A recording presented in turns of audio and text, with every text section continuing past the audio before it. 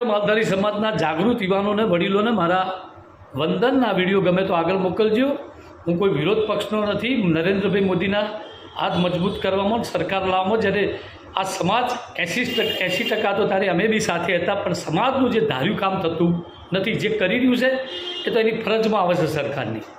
એમાં દરેક સમાજ માટે કરે છે, એમાં આપણા સમાજ માટે કરે એ કોઈ નવાઈની છે નહીં, અને કોઈનું ચાલતું નહીં એમાંય નવાઈની વાત નથી।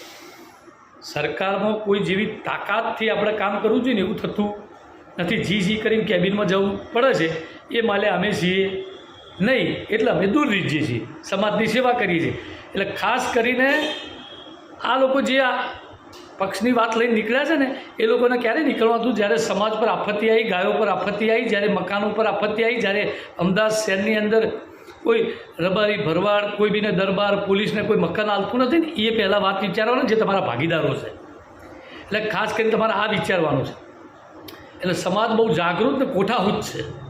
એટલે અમારા યુવાનો, અમારા જેવા યુવાનો જાગૃત થયા, જે શિક્ષિત વ્યક્તિઓ શિક્ષણ કરે જો ત્યાં જ આપણી તાકાતને, હિંમતને, બલબૂદો આવવાનો છે।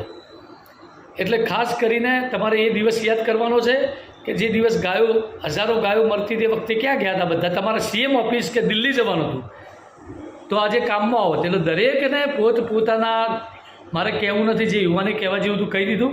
બસ આટલું જ, વિશેષ કોઈનું નામ લેવા માગતો નથી, પણ સમાજમાં અગાઉના સમયની અંદર વધુમાં વધુ તાકાતથી આપણે ક્યાંકના ક્યાંક રાજકારણ ઉપર મજબૂતાઈથી લડીએ, એવી તાકાત સાથે દરેક મારા જેવા યુવાનોને, મર્દ યુવાનોને અને બાહોશ યુવાનોને, સમાજના કરતા હતા દરેક વ્યક્તિઓને મારા વંદન।